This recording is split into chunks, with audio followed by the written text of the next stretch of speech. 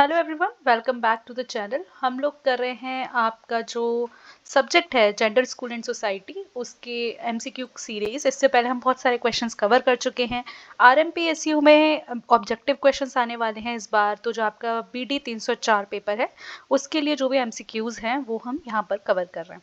तो शुरू करते हैं। इससे पहले कि हम कवर कर चुके हैं तो आज क्वेश्चन नंबर 17 से हम लोग स्टार्ट कर रहे हैं।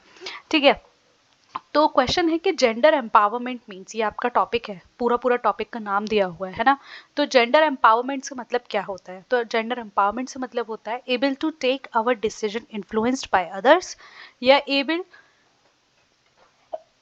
To take own decisions independently, able to overpower other gender, या बोथ ए एंड सी। तो इसका आंसर होगा able to take own decisions independently. तो आप जब अपने डिसीजंस खुद से लेने शुरू कर दें तो वो ही एम्पावरमेंट कहलाता है। एम्पावरमेंट मतलब क्या है कि जब आप डिसीजंस जो हैं वो खुद लेना स्टार्ट कर दें। नेक्स्ट क्वेश्चन है कि which of the following is not related to Brahmo Samaj. इनमें से कौन जो है वो ब्रह्मो समाज से रिलेटेड नहीं है? राधाकांत देव, केशव चंद्र सेन, देवेंद्र नाथ टैगोर, या फिर दोनों।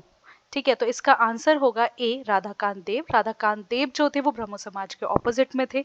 ठीक है, तो इसका आंसर होगा ए, राधाकांत देव। ब्रह्मो समाज, ये है सेकेंड यूनिट का जो फर्स्ट टॉपिक है, सोशल रिलीजियस रिफॉर्म मूवमेंट्स, वहां से कर रहे हैं हम।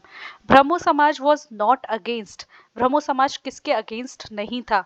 आइडोलेट्री, कास्ट सिस्टम, पॉलीथीज्म, या मोनोथीज्म। तो ब्रह्मो समाज जो था वो मोनोथीज्म के अगेंस्ट नहीं था, यानी कि ये मोनोथीज्म को प्रमोट करता था। कैसे प्रमोट करता था? ये इसका कहना था कि हमें एक भगवान को मानना चाहिए, जो ज्यादा भगवान है उसको हमें नहीं मानना चाहिए। और ये आइडोलिट्री के, मूर्ति पूजा के भी अगेंस्ट था और कास्ट सिस्टम के भी अगेंस्ट था। ठीक है, तो नेक्स्ट क्वेश्चन है विच ऑफ द फॉलोइंग फाउंडेड सत्य शोधक समाज। जो सत्य शोधक समाज था वो किसने बनाया था? तो आंसर है ज्योतिबा फुले, ईश्वर चंद्र विद्यासागर, दयानंद सरस्वती, या फिर राधाकांत देव। तो इसका आंसर है ज्योतिबा फुले। हमें पता है महाराष्ट्र से थे ये और इनकी वाइफ, और इन्होंने मिलके जो है women education, female education, girls education के लिए बहुत सारे काम किए हैं। तो इनका बहुत बड़ा कंट्रीब्यूशन जाता है। और इनकी वाइफ जो है सावित्रीबाई फुले, उनका तो बहुत बड़ा रोल जो है वो फीमेल एजुकेशन में कहा जाता है। ठीक है, नेक्स्ट क्वेश्चन देखते हैं। नेक्स्ट क्वेश्चन है कि दो the Hindu Hindu window remarriage act, जो विडो रीमैरिज एक्ट थी वो कब पास हुई थी? 1856 में, 57 में, 58 में, या 59 में? तो आंसर इज ए, 1856 के अंदर। तो विडो रीमैरिज एक्ट जो थी वो 1856 में पास हो गई थी। ठीक है, नेक्स्ट आता है most prominent campaigner of window remarriage is. Window remarriage के सबसे ज्यादा विडो रीमैरिज को किसने कैंपेन किया था? तो ईश्वर चंद्र विद्यासागर, ज्योतिबा फुले, राजा राम मोहन रॉय, या राधाकांत देव। तो इसका आंसर होगा ए, दैट इज ईश्वर चंद्र विद्यासागर। ईश्वर चंद्र विद्यासागर थे जिन्होंने विडो रीमैरिज, जो विधवा औरतें होती हैं उनके पुनर्विवाह के लिए जो उन्होंने कंट्रीब्यूशन रहा है वो ईश्वर चंद्र विद्यासागर का बहुत बड़ा रहा है। ठीक है, तो ये था 22 का answer A. Then the founder of Prarthana Samaj. तो प्रार्थना समाज के फाउंडर कौन थे? आत्माराम पांडुरंग, लाला हरदयाल, ज्योतिबा पांडुरंग, या फिर कोई भी नहीं? तो इसका आंसर है आत्माराम पांडुरंग। ठीक है, ये जो प्रार्थना समाज था इसका भी सोशो रिलीजियस रिफॉर्म में बहुत बड़ा कंट्रीब्यूशन रहा है। इसने सोसाइटी को चेंज करने में बहुत अच्छे से एक एक इम्पॉर्टेंट कंट्रीब्यूशन जो है वो इसने ओवरपावर किया है। ठीक है, who is known as father of Indian renaissance. Indian renaissance का फादर किसे कहा जाता है? ईश्वर चंद्र विद्यासागर को, राजा राम मोहन रॉय को, देवेंद्र नाथ टैगोर को, या स्वामी विवेकानंद को? तो it is Raja Ram Mohan Roy. Okay, next question पे चलते हैं। Raja Ram Mohan Roy is related with. जो राजा राम मोहन रॉय हैं ये किससे रिलेटेड हैं? मेरा तो अकबर, ये संवाद कौमुदी, नील दर्पण, बोध ए एंड बी, और बोध ए एंड सी। तो राजा राम मोहन रॉय जो हैं वो मेरा तो अकबर, संवाद कौमुदी दोनों से रिलेटेड हैं। तो इसका आंसर होगा D, both A and B. ठीक है, तो राजा राम मोहन रॉय जो थे ना वो मल्टी लैंग्वेज थे। इनको बहुत सारी लैंग्वेजेस आती थी, अरबिक, हिब्रू, है ना, ये सारी लैंग्वेजेस आती थी। और ये जो हैं ये दोनों जो हैं जो ये इन्होंने इसको एडिट किया था। ठीक है, नेक्स्ट क्वेश्चन देखते हैं। Next question is who was the governor general when sati pratha was abolished. तो जब सती प्रथा जो है वो अबॉलिश होती है तो फिर कौन उस वक्त पे गवर्नर था? गवर्नर जनरल था वो थे विलियम बेंटिक। ठीक है, कर्जन जो था, कर्जन की तो डिवाइड एंड रूल की पॉलिसी थी। डलहौजी का आपको याद होगा डॉक्ट्राइन ऑफ लैप्स था।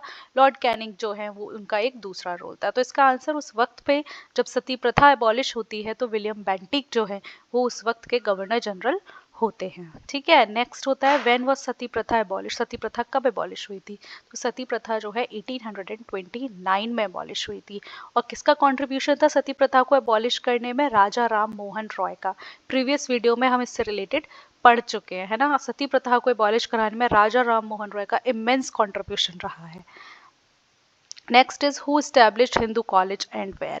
हिंदू कॉलेज किसने स्टैब्लिश किया और कहाँ किया? तो राजा राम मोहन रॉय ने किया कैलकाटा में, या राजा राम मोहन रॉय ने किया पुणे में, या ईश्वर चंद्र विद्यासागर ने किया पुणे में, या फिर ईश्वर चंद्र विद्यासागर ने किया कैलकाटा में।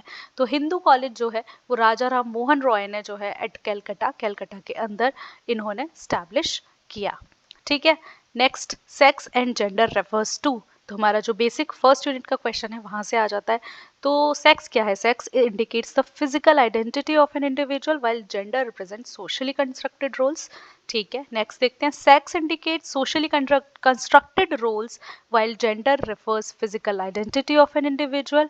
Let's see next, sex indicates physical identity as well as social constructed roles, और gender indicates physical identity as well as social constructed roles। तो इसका आंसर है 29 का ए। सेक्स जो है वो फिजिकल आइडेंटिटी होती है, वो बायोलॉजिकली डिफाइन होती है, जबकि जेंडर जो होता है वो सोशली कंस्ट्रक्टेड होता है। समाज बताता है आपको कि आपका जेंडर क्या है। जैसे कि फीमेल है, फीमेल का फीमेल है, फीमेल फीमेल है क्यों? क्योंकि वो उनके कुछ कैरेक्टरिस्टिक फीचर्स हमने बता रखे हैं, दैट क्राइंग, कुकिंग, वीपिंग, है ना, और बहुत ही वीक फील करना, ये सारे काम जो हैं ये क्या है? ये आपको क्या कर रहे हैं? ये आपको सोशली कंस्ट्रक्ट कर रहे हैं रोल्स को। ठीक है, तो इसका आंसर होगा sex indicates physical identity of an individual. Then to eradicate gender bias what can we do? Gender bias को इरेडिकेट करने के लिए हम क्या कर सकते हैं? जेंडर सेंसिटिव पेडागोजी यूज कर सकते हैं, या gender based task to students. अगर आप जेंडर बेस्ड टास्क स्टूडेंट्स को दे रहे हैं तो आप जेंडर इनइक्वलिटी को प्रमोट कर रहे हैं क्लास में। ठीक है, या फिर दोनों कर सकते हैं, या फिर ओनली वन। तो इसका आंसर होगा only one, that is D, to establish gender sensitive pedagogy. Gender sensitive pedagogy जो है वो इस्टेब्लिश करनी है। ठीक है, नेक्स्ट देखते हैं to challenge gender stereotype we can do. Challenge, अगर आपको जेंडर स्टेरियोटाइप करना है, रूढ़िवादी सोच को अगर आपको चैलेंज करना है तो आप क्या कर सकते हैं? तो जेंडर सेंसिटिव लैंग्वेज क्लास में यूज़ कर सकते हैं, यस बिल्कुल। एनकरेज कर सकते हैं गर्ल्स को कि वो पार्ट लें साइंस रिलेटेड टास्क में, हाँ जी। अगर हम गर्ल्स को प्रमोट कर रहे हैं कि आप सिर्फ होम साइंस नहीं, आप साइंस भी पढ़ सकती हैं, तो हम क्या कर रहे हैं? हम एनकरेज कर रहे हैं गर्ल्स को कि वो साइंस रिलेटेड टास्क जो हैं वो करें। या फिर अवॉइड करें अंडरस्टैंडिंग इंडिविजुअल डिफरेंसेस। अगर हम अवॉइड करेंगे अंडरस्टैंड करना इंडिविजुअल डिफरेंसेस को तो क्या होगा? तो क्या होगा? आप क्या करेंगे?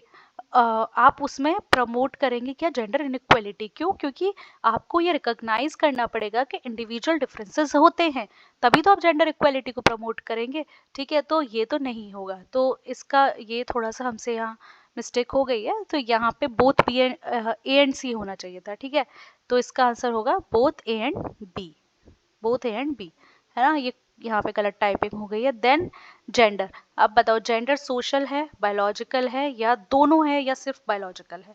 तो जेंडर तो सोशल कंस्ट्रक्ट है, हम बार बार इस बात को रिपीट कर रहे हैं, है ना। Next, in which field we witness gender discrimination? कौन सा फील्ड है जहाँ पर हमें डिस्क्रिमिनेशन यानी कि लैंगिक भेदभाव देखने को मिलता है? इनमें से कौन सा फील्ड है जहाँ पर हमें लैंगिक भेदभाव देखने को मिलता है? पहला हेल्थ या न्यूट्रिशन। तो ठीक है भाई, हेल्थ में आपको देखने को मिलता है। हम देखते हैं कि विमेन हर 3 में से एक महिला जो है वो एनेमिक है। न्यूट्रिशन, न्यूट्रिशन में घर वाले जो है वो प्रमोट करते हैं कि भाई लड़कों को अच्छा खाना खाना दे रहे हैं, लड़कियों को नहीं देते। जब एक मदर जो है वो एक बेबी को बर्थ देती है तब भी उसका इतना ख्याल नहीं रखा जाता जितना उसका न्यूट्रिशन को ज़रूरत है ना। तो हेल्थ ए।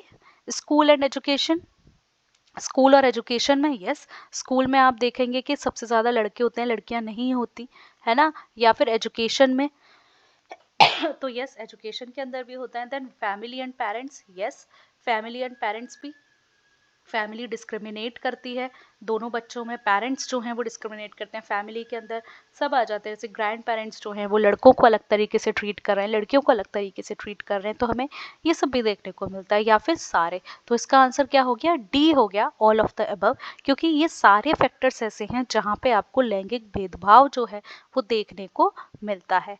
ठीक है, तो आज का जो हमारा वीडियो है इसमें इतने ही हम क्वेश्चंस कर रहे हैं। हम जेंडर से रिलेटेड ऑलमोस्ट 100 क्वेश्चंस जो हैं वो कर चुके हैं। तो आप लोग एग्जाम देने से पहले जाइए, क्वेश्चंस को अटेम्प्ट कीजिए, अपने कॉन्सेप्ट्स को क्लियर कीजिए।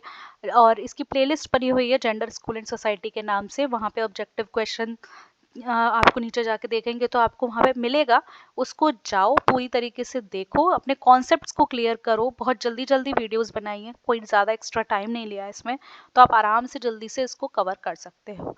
ठीक है, तो आज की वीडियो के लिए इतना ही। Thank you so much for watching, keep watching.